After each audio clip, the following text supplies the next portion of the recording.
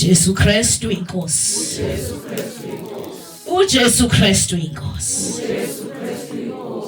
Yanibingelela bazalwane egameni lika Jesu Kristu waseNazaretha ngokuyithoba okukhulu ngibingelela umpostoli ubaba uNtsimande egameni lika Jesu ngegama lika Jesu ngibingelela ngegama lika Jesu umama umpostoli uNtsimande ngibingelela ngegama lika Jesu Kristu waseNazaretha uJesu Kristu inkosi.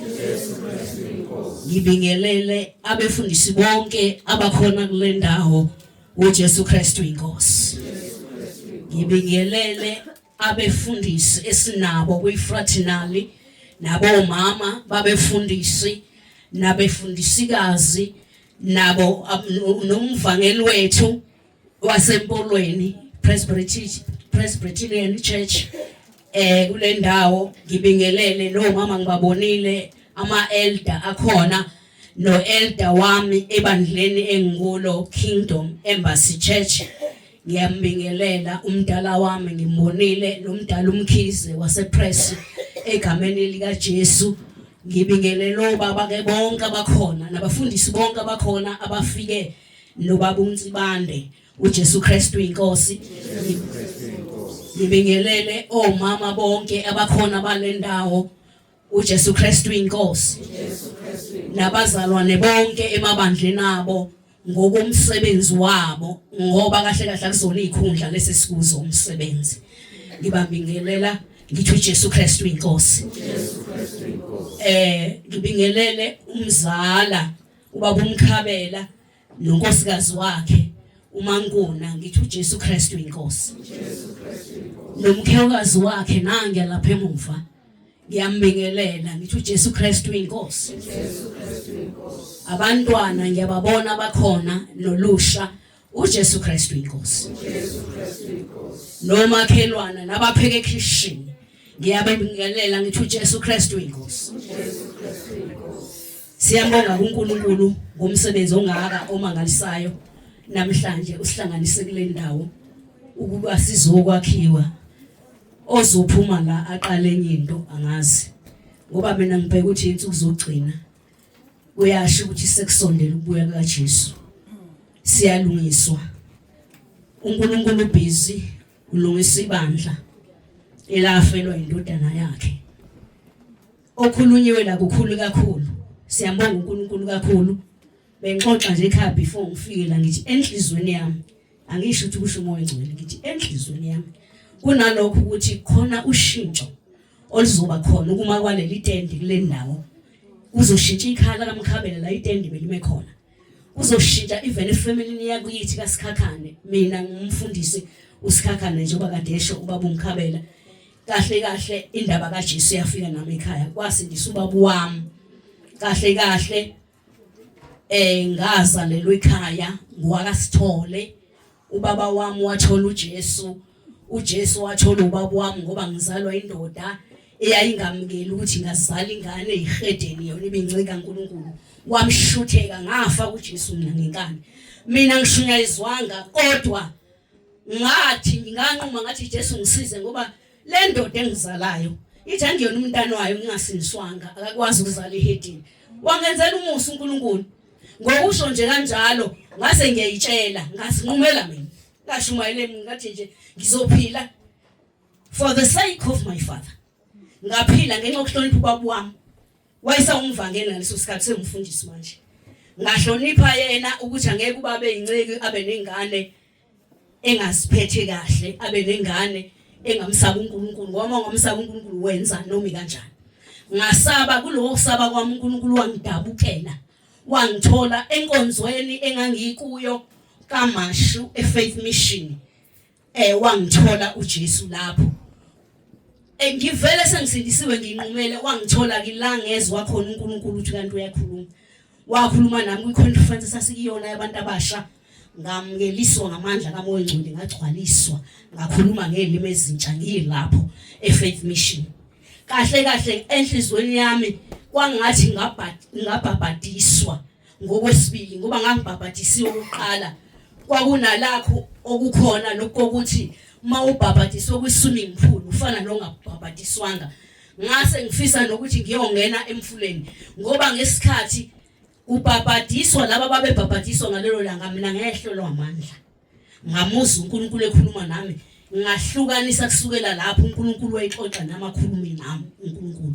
Ngambonga uNkulunkulu kakhulu. Ngobude bendlela bazalwane ngahamba ngezwe ukuthi ayi lo uNkulunkulu obekhuluma nami manje akasakhuluma. Nkosi inkinga yilaphi angazi ukuthi kuphi.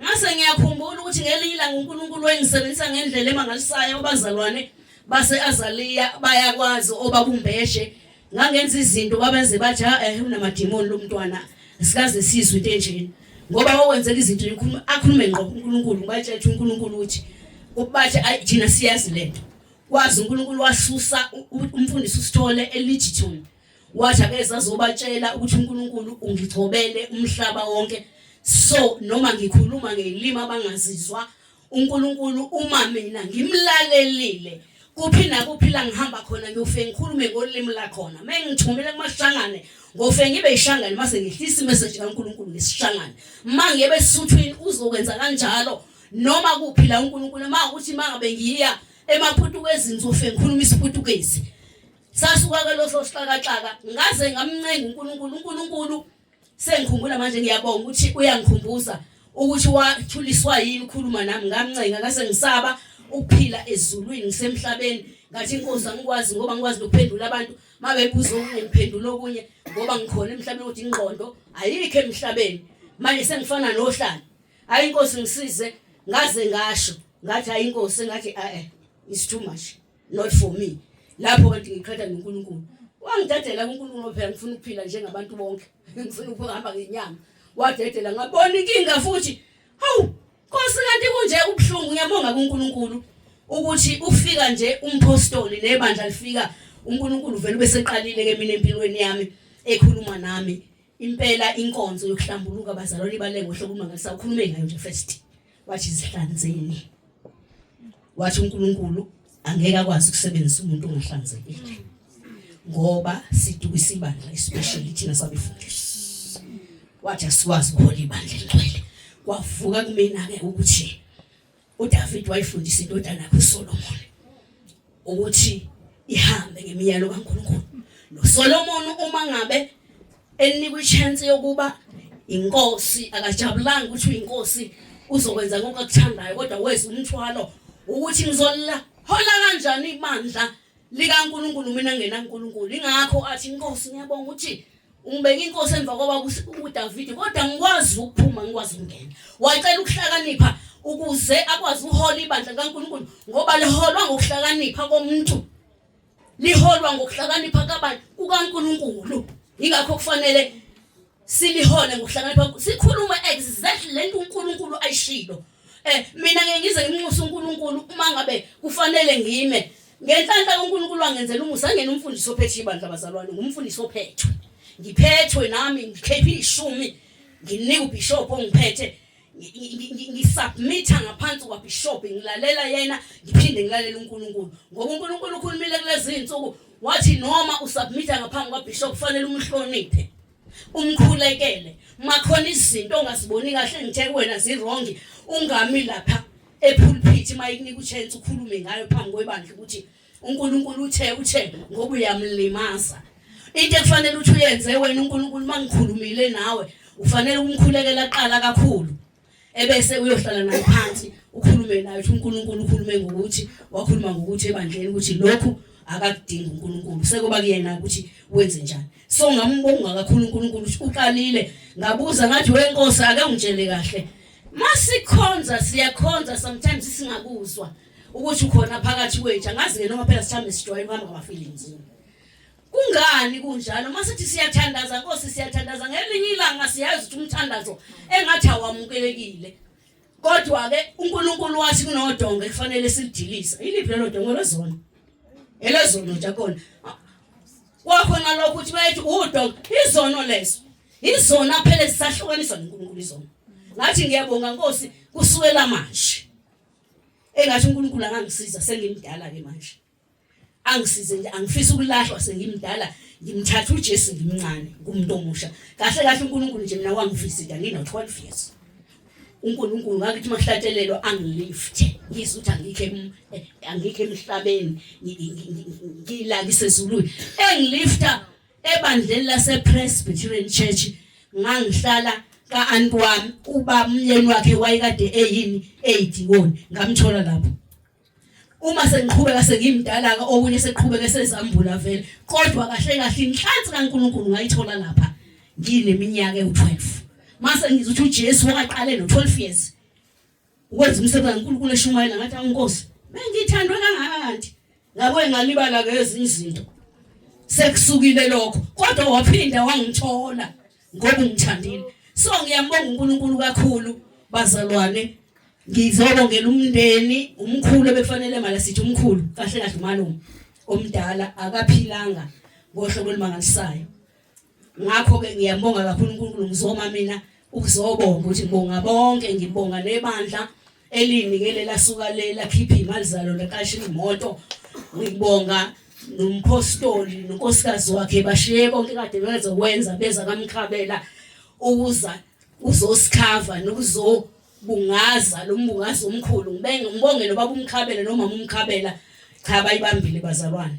uNkulunkulu ngiyambonga ngabo ngimbonga ngohlobo olumangalisayo njengoba ebonga nje umama uMkhabela uyabonga bazalwane. Nalokhu okufikayo ngisamile kufika lokhu ukuthi angezwakali kabi umama uMkhabela.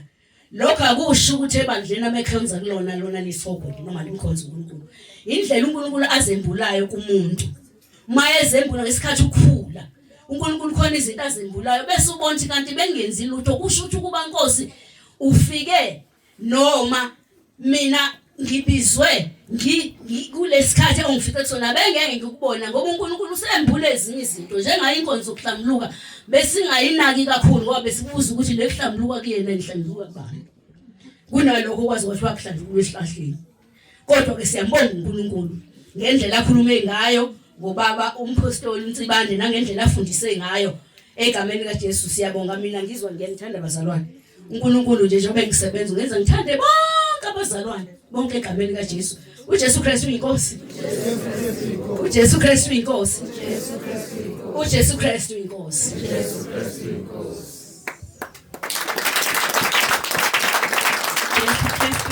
Bazalwane siyabonga kakhulu kumama uSikhakhane. Kulesikhathi bazalwane sesifike emaphetheleni wenkonzo bengizocela umama umfundisi uZulu asibongele asikhulekele bese kuthi emva kwakhe sengizodedela uSisayanda uyena ozosipha imemezelo. uJesu Kristu inkosi. uJesu Kristu inkosi.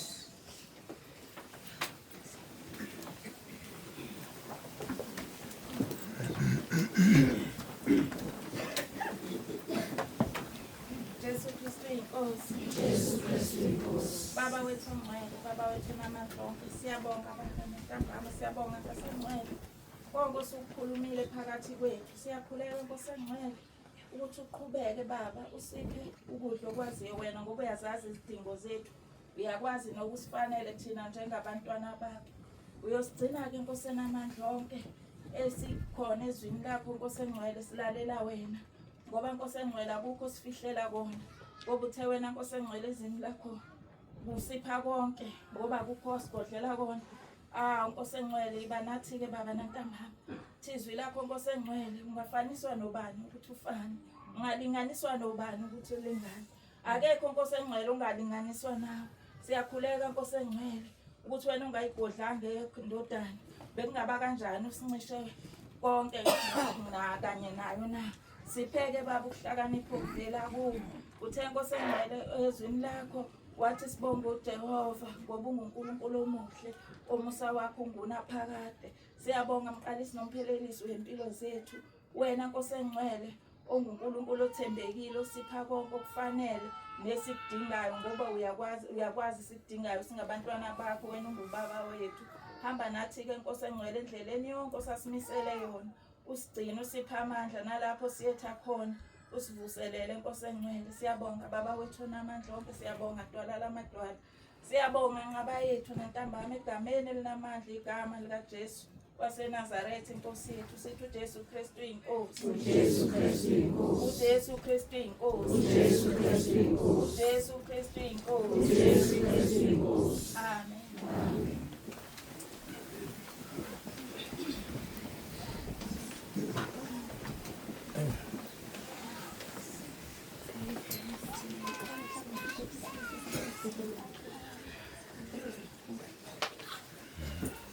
Ushilo ngesikhathi sophinde siwaguqise futhi abantu beguqwe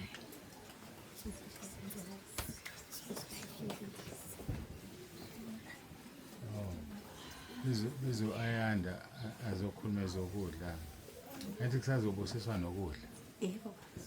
ngibona bezokwenza emva kwesibusiso sokudla Jesu Kristu inkosi. Jesu Kristu inkosi Jesu Kristu inkosi. Jesu Kristu inkosi Jesu Kristu inkosi. Jesu Kristu Jesu inkosi Kristu inkosi. Jesu Kristu inkosi Ngiyabingelela abazalwane. Ngibingelela baba apostoli, mama apostoli. Abefundisi bonke ngezihlalo zabo, obaba, omama, abantu abasha Sunday school. uJesu Kristu inkosi. Jesu Kristu inkosi Bazalwane, ngiseyokhuluma indaba zokudla. Siyacela bancela ukuthi sizokwenza iziteshi zibu2. Sizocela ukuthi obaba sizobeka la isiteshi sabo. Sizobaphakela khona la bese siyacela ukuthi omama kuzothi bese obaba bajoine bona then sibe nesinye isiteshi la ngaphandle omama bazoya khona abanye then bese kuba abantu abasha uJesu Kristu inkosi. Jesu Kristu Ngiyacela ke bazalwane ukuthi sikhulekele ukudla uJesu Kristu inkosi. uJesu Kristu inkosi.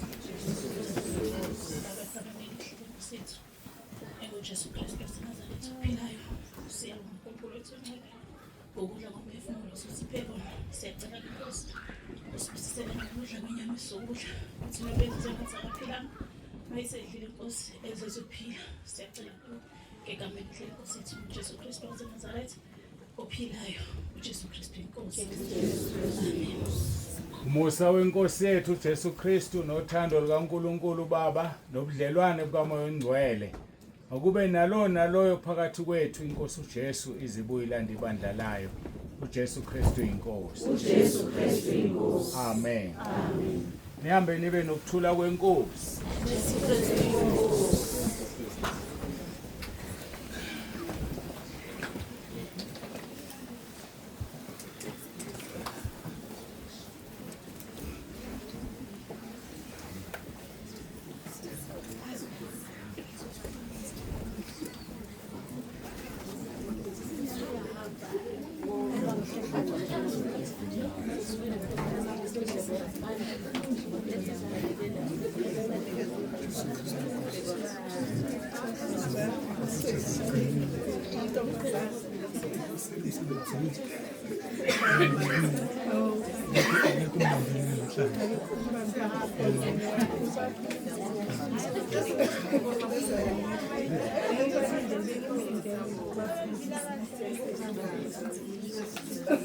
Lesihamba sasha ama-dates iy'ngane zesizivamile ngifuna i-date kwi-weekend bathashe hayi maze kuyaphezisa meseshithi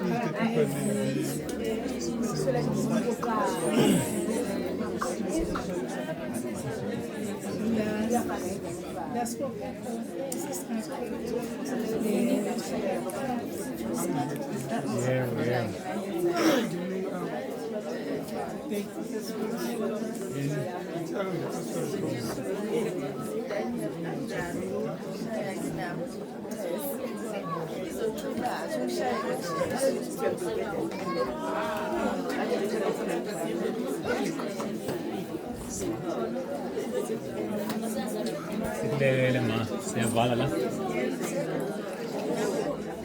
khona nezinto ezisemotweni zisemotweni angithi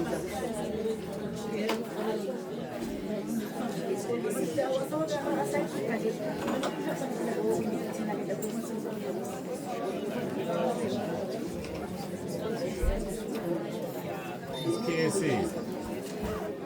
let's find in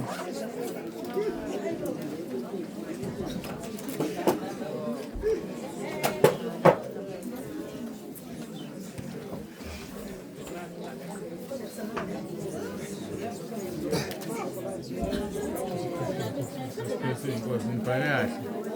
Ngoba inhliziyo bezile. Akubhalekile ba. Awuyamangale kodwa saqalelile uma ngisathi ngisanda ukuma nansi conquest idlule. Yebo. Awafika lamadoda.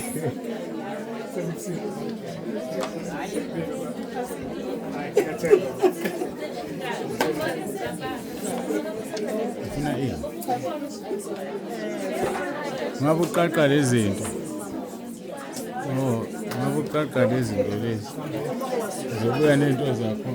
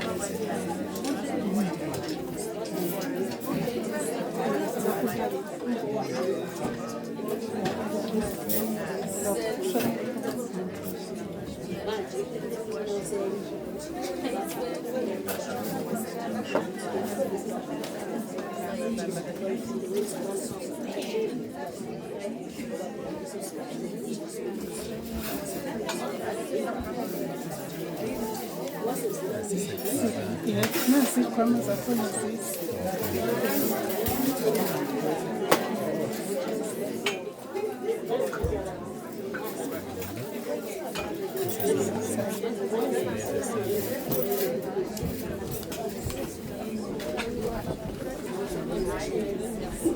Hello. Yeah. Oui. Ngitholile into efanele.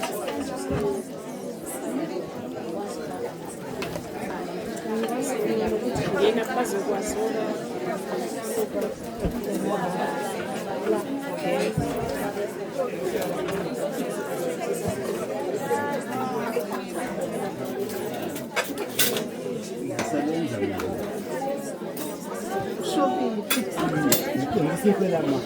Yebo baba.